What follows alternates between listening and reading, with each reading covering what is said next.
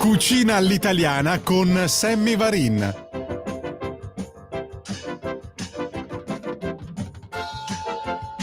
Canta, canta, canta che ti passa. A me invece la fame non passa mica. Sarà che è proprio l'ora di pranzo. Salve, buon pomeriggio. 12:11 se siamo in diretta, ma andiamo anche in replica poi, a volte la sera, la domenica alle 12:30. È tutto un magna magna, gli appuntamenti da non scordare, quelli mangerecci, ma anche quelli interessanti, fuori dal normale, feste, sagre paesane poco frequentate perché non famose a livello nazionale. Ogni settimana vi do degli input un po' fuori posto, fuori moda, fuori tempo, e input che trovate girando con attenzione in rete, ma non sempre si trovano. E qui devo ringraziare anche voi che mi scrivete al 340 6709 659. Ma oggi partiamo con un evento non mangereccio, è tutto un magna magna, ma è anche tutto un studia studia, guarda guarda. Parliamo dei musei e dell'importanza dei musei, soprattutto per i nostri bambini e ragazzi. Oh, bisogna cominciare presto a portarli al museo. Che cosa non ci inventiamo per avvicinarli alla cultura, alla storia, al territorio? Fammi salutare la responsabile abbonamento Musei Lombardia, Cinzia Portelli. Buongiorno Cinzia. Buongiorno, ben trovato. Grazie, grazie, ben trovata in È tutto magna magna e oggi mangiamo cultura, insomma, cavolo, pane e cultura penso che sia il massimo, magari non ingrassa neanche tanto. Senti, parliamo prima di tutto dell'associazione Abbonamento Musei. Che cos'è? In cosa consiste? Che cosa porta avanti? Qual è la sua filosofia? Raccontaci, Cinzia. L'Associazione Abbonamento Musei è un'associazione che da parecchi anni, ormai sostanzialmente 30, porta avanti l'idea che andare al museo fa bene, perché è un ambiente che ci accoglie, è un ambiente che ci accoglie indipendentemente da qualsiasi nostra condizione, indipendentemente dall'età. Per questo sviluppa tutta una serie di progetti che vogliono fare in modo che le persone conoscano questi benefici e comincino a frequentare il museo per frequentarlo sempre di più. L'abbonamento musei lo fa sostanzialmente attraverso una tessera, che è un abbonamento musei che esiste in 3 regioni, Lombardia, Piemonte e Valle d'Aosta, che consente di entrare illimitatamente ai musei che fanno parte di questo circuito, che sono circa 500, e poi propone tutta una serie di attività e di progetti che sono per tutti i pubblici, appunto. È bello perché ragazzi, che abbiate un figlioletto, un nipotino grandicello, ma anche appena nato dai 2 anni in su, si inventa qualche cosa per lui. E allora, ad esempio, eccolo qua, un progetto 1, 2, 3 musei, un progetto di Regione Lombardia sostenuto da Fondazione Cariplo e organizzato da Abbonamento Musei in collaborazione con la rete degli oratori delle diocesi lombarde. Pensate che nell'anno passato si sono regalati oltre 16.000 abbonamenti al museo, offrendo un ricco palinsesto di centinaia di attività gratuite nei musei della Lombardia. Ma attenzione, qui si pensa veramente, e invito Francesco a inquadrare la locandina che stiamo trasmettendo, qui si pensa anche ai più piccolini, perché l'ho detto io, dobbiamo cominciare dai bimbi appena nati, a 2, 3, 4 anni, ad accostarli a queste realtà molto spesso divertentissime, ma c'è anche questa cosa che non ti aspetti, si chiama Fila a Nanna, 15 podcast per 15 musei. E che cosa mi è venuto in mente? Raccontaci, Cinzia. Ecco, allora, hai parlato del progetto dell'anno scorso, che è stato avviato l'anno scorso in Lombardia. Erano attività, quindi i musei propongono attività per tutte le età, per i bambini dai più piccoli ai più grandicelli. Quest'anno abbiamo pensato di raccontare i musei in maniera ludica e divertente ai bambini, anche quando si trovano a casa, in un momento molto particolare, che è quello della buonanotte, cioè il momento in cui si raccontano le fiabe. Così abbiamo costruito insieme a Fondazione Teatro Ragazzi Giovani 15 episodi di podcast che si ispirano ai contenuti, alle collezioni, ai racconti dei musei della Lombardia per narrare delle fiabe che raccontano sentimenti come l'amicizia, la scoperta e che quindi possono far divertire i bambini insieme ai genitori e invitarli poi anche ad andare a scoprire i personaggi narrati nelle fiabe visitando i musei. Eh sì, è quello alla fine, no? Alzare il culo dal divano tuo e di tuo figlio e dire dai che andiamo al museo. E qui ragazzi c'ho una sfilza di appuntamenti. L'altro giorno, lunedì all'Orto Botanico di Brera dell'Università degli Studi di Milano, domani giovedì alla Villa Visconti Borromeo di Lita Lainate, ma ci sono un fracco di appuntamenti da non scordare nei musei dove portare i vostri figli, i vostri nipoti per fargli conoscere anche attraverso giochi, attività che possano interessargli, quella che è la nostra cultura, il nostro territorio, le nostre scoperte. Insomma, Cinzia, quello che cerchiamo di fare ed è inutile dirlo, ma alla fine bisogna arrivare lì, cercare di scollare i nostri figli, i nostri nipoti dal telefonino, dal computer, perché è una bellissima idea, appunto, fargli conoscere le cose attraverso il computer, ma poi le cose bisogna toccarle, bisogna vederle, dobbiamo guardarci negli occhi, dobbiamo raccontarci de visu, perché altrimenti diventiamo anche noi dei robottini e non scopriamo come si deve scoprire un territorio, o no, Cinzia? Assolutamente. I musei hanno meraviglie da vedere, spazi da vivere, esperienze che si possono fare insieme e si possono fare anche in maniera divertente, anche se si è molto piccoli.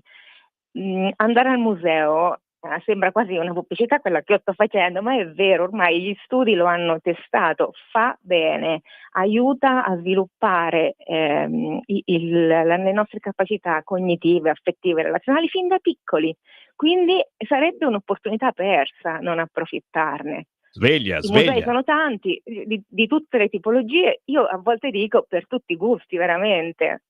Anche i podcast, perché effettivamente Certo. si va da podcast che raccontano un museo scientifico con i personaggi che si animano, al codice atlantico di Leonardo da Vinci e così via, l'orto che hai citato prima, insomma l'orto botanico con tutte le sue piante. Eh sì, e queste sono cose che poi ti invitano a vederli dal vivo e quindi vieni al museo a vedere, a toccare, a giocare con questo gioco. Signori, cerchiamo di inventarci di tutto di più per far vivere al meglio i vostri figli e i vostri nipoti. Cinzia, tutte le informazioni e dove le possiamo trovare? C'è un sito internet dove sbirciare quelli che saranno i prossimi appuntamenti? Assolutamente sì, e il sito è quello di Abbonamento Musei, abbonamentomusei.it. All'interno del sito c'è una sezione dedicata proprio ai progetti e programmi per le famiglie che si chiama M-Family, che si può intercettare dal menu principale, e si trovano sia i link ai podcast, che sono comunque su tutte le piattaforme, le principali piattaforme, sia direttamente gli appuntamenti. Approfitto per dirvi che già in questo weekend ci saranno degli appuntamenti in diversi musei, alcuni sono già sold out, però in alcuni c'è ancora posto, ma parliamo di tutta la Lombardia, per esempio a Mantova, a Bergamo, veramente ci sono tante occasioni. E poi l'ultima cosa, e vi saluto, ci saranno degli appuntamenti speciali il 25, 26 ottobre, 16 novembre e 22 novembre con gli attori della Fondazione Teatro Ragazzi e Giovani che daranno vita in presenza alle fiabe che hanno costruito. Ci voglio andare anch'io. Ci voglio andare anch'io. Noi vi Grazie. aspettiamo, assolutamente. Ah, io poi mi metto lì a fare l'attore anch'io, sono pericoloso, poi non mi fermi più. Cinzia Portelli, responsabile abbonamento Musei Lombardia, veramente è stato un piacere. Quando hai segnalazioni su questo fronte, siamo qua, pronti ad ascoltare un po' di cultura. Alla prossima! Benissimo, grazie. Buona giornata a tutti e tutte. Buona giornata, Cinzia, responsabile abbonamenti Musei Lombardia. Quando è stata l'ultima volta che avete visitato un museo? Vergogna, vergogna, perché ascoltate troppo Radio Libertà, ho capito io sta cosa. Invece ascoltateci di meno e andate a un museo. Cosa stai dicendo, Sammy Varin? Festa dei Moroni. Allora, sono andato a cercare perché io sto Moroni non ho capito, sarà un refuso, hanno sbagliato, un errore di stampa. No, si dice proprio così, sono i Maroni, che ci abbiamo anche il nostro grandissimo Maroni e chi se lo dimentica, ma i Moroni sono sempre i Maroni. Allora, può riferirsi la festa dei Moroni a diverse sagre che celebrano le castagne locali.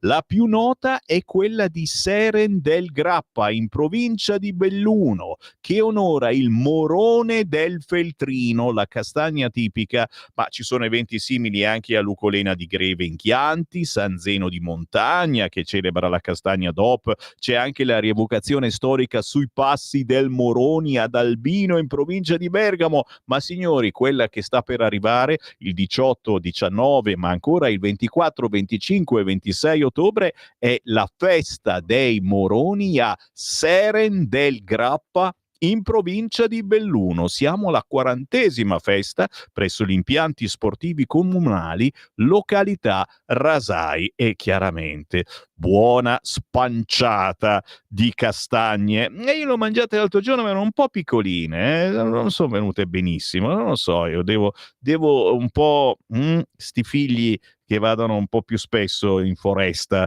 nel boschetto, a cercare ste castagne. E vabbè, dai, il 19 di ottobre, questo weekend, c'è anche la Tartufesta a San Benedetto Val di Sambro, provincia di Bologna. Come da tradizione torniamo per la fantastica Tartufesta. Cosa si mangia? Il prelibato tartufo, ma anche ballo country, ragazzi.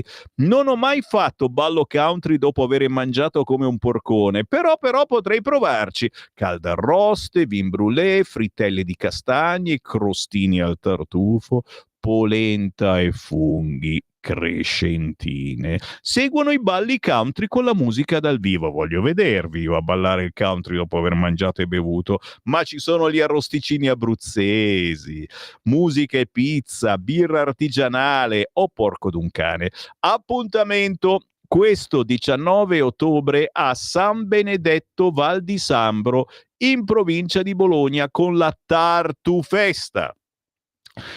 Se vi piacciono le castagne, è chiaro, adesso mai più, ragazzi, c'è anche a Rocca di Papa la 45esima sagra delle castagne. 3 giorni di festa tra tradizioni e sapori antichi. In questo caso, se ci seguite dalla zona di Roma, è veramente un appuntamento storico. Siamo alla 45esima edizione. Assapora ancora con sto tartufo, non ho capito io, ragazzi. Assapora il tartufo bianco nell'antico refettorio di San Francesco. 15, 16, 22, 23, 29, 30 novembre, segnate giù, ragazzi, è 54esima mostra mercato del tartufo bianco di San Miniato. E io non lo so, veramente, nell'antico refettorio di San Francesco a mangiare il tartufo di San Miniato. Direi che è l'occasione, sicuramente, se volete farvi un weekendino a base di tartufi.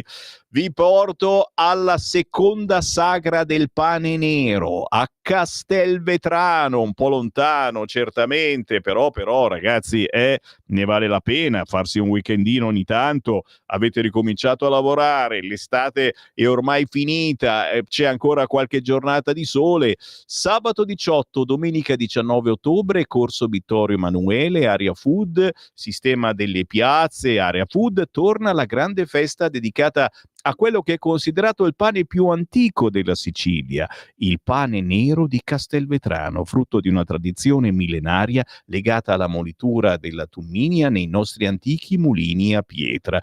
Troverete esposizione di produttori e mercatini tipici, l'area food, gli spettacoli, la musica, l'intrattenimento per tutte le età, i laboratori del gusto con dimostrazione dei maestri panificatori, una festa popolare che celebra storia, identità e sapori. Appuntamento sabato 18, domenica 19 a Castelvetrano, Trapani. Appuntamenti da non scordare certamente. Solo Sammy Varin vi dice queste cose, ragazzi, non li trovate da nessun'altra parte, assolutamente no, soprattutto perché non so dove sono. La 12ª festa della castagna il 1° novembre c'è anche ad Ascrea, Lago del Turano, siamo in provincia di Rieti, 12ª edizione della festa della castagna. Al centro di questa iniziativa un prodotto dei nostri boschi che merita di essere valorizzato e protetto, la castagna rossa del Cicolano. Piazza Mareri, inizio alle ore 12, si mangia, si beve, no stop, 1 novembre, segnate giù. Dove sono? Cos'è successo? Maxi sagra della castagna IGP e del fungo porcino di Roccamonfina. Oh mamma signore, ecco, lo sapevo io. E io mi vado a cacciare allora, attenzione, Roccamonfina. Datemi dell'ignorante, provate a darmi dell'ignorante. Roccamonfina, siamo in provincia di Caserta, Campania, ragazzi. 19 ottobre, degustazioni, prodotti tipici, spettacoli, eventi e maxi sagra della castagna IGP e del fungo porcino di Roccamonfina. C'ho ancora qualche istante, sì, me lo prendo tutto quanto, signori. Feste e sagre popolari, ne abbiamo veramente a iosa. Potrei stare qua fino a domani mattina. Siamo a Valle San Giorgio, a Baone, in provincia di Padova. Festa d'autunno dal 17 al 19 ottobre con lo stand gastronomico ogni sera dalle 19, domenica anche a pranzo, menù a base di cinghiale e non solo, fettuccine al cinghiale, al ragù, ai porcini, al pomodoro, minestrone, spezzatino, salsiccia al cinghiale, salame di cinghiale, ma c'è anche il petto di pollo grigliato, la soppressa, lo schissotto cotto nel forno a legna, la fugassa. Non ce la faccio, signori. Festa d'autunno, 17-19 ottobre, Baone, provincia di Padova. Un'altra sagra d'autunno, la Croce d'Oro Sciarborrasca vi presenta la castagnata, ma anche la polentata. Non ho mai abbinato le castagne alla polenta. Cosa viene fuori? Quanto grossa mi diventa la panza? A Cogoleto, in provincia di Genova, questa domenica 19 di ottobre. Stiamo tornando, la festa dell'olio nuovo a Cerveteri, signori. Sabato 6, domenica 7 e lunedì 8 dicembre, pronti in elaborazione. Cominciate a metterla in calendario, tra poco ve ne parlo, ma adesso vado a mangiare. Datemi qualcosa da mangiare. Grazie a Francesco in regia, grazie a tutti voi. È tutto magna magna e la nostra filosofia di vita. Torniamo la prossima settimana. Avete ascoltato È tutto